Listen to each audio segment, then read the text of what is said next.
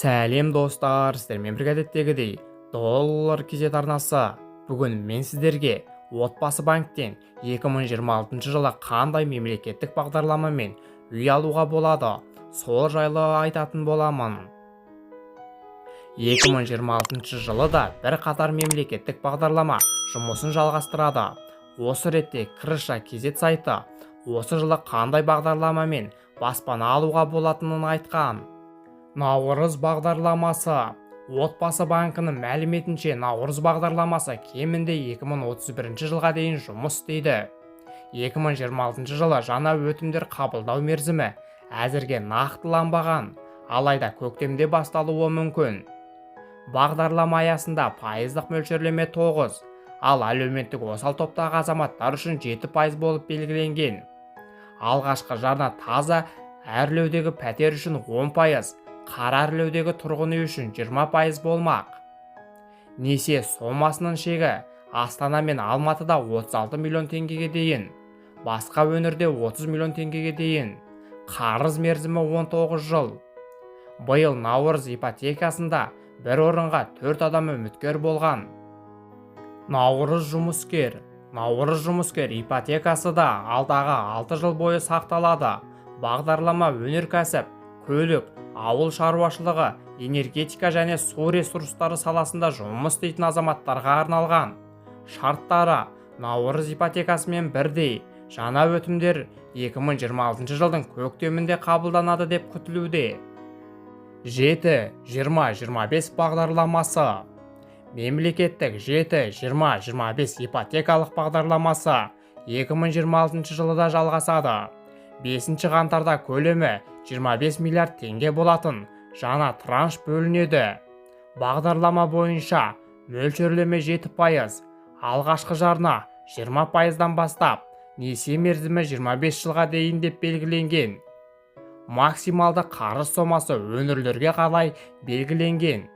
Астана, Алматы және олардың маңындағы елді мекендерде, сондай-ақ Ақтау, Атырау, Шымкентте 30 миллион теңге, Қарағандыда 25 миллион теңге, басқа өңірлерде 20 миллион теңге.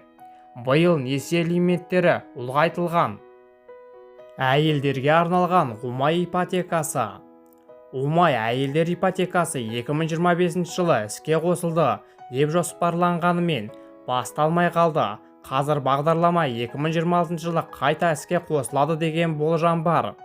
Алайда қаржы көлемі мен нақты мерзімі әзірге жарияланған жоқ.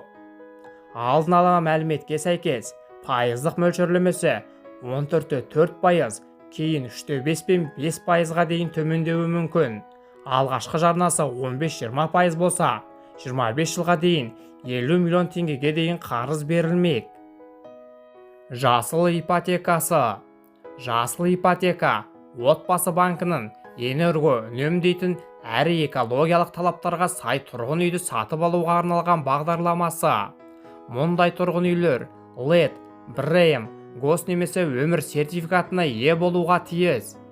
2025 жылы бағдарлама аясында 570 несие рәсімделіп, жалпы көлемі 14-7 миллиард теңгені құрады. 2026 жылы бұл бағытта ипотека беру жалғасады.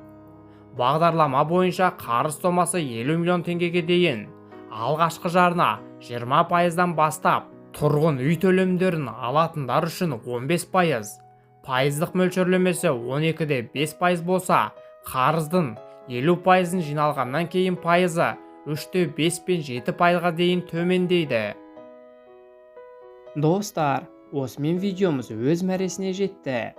Сіздерге пайдалы ақпаратты бере алдым деп ойлаймын. Менің арнамнан басқа да пайдалы ақпараттарды көре аласыздар. Сіздермен бірге болған доллар кезет арнасы. Видео ұнаса, сіздерге пайдалы болса, арнаға тіркеліп, лайк басып мені қолдап қойыңыздар. Әр қазақ бай қуатты болсын. Келесі кездескенше.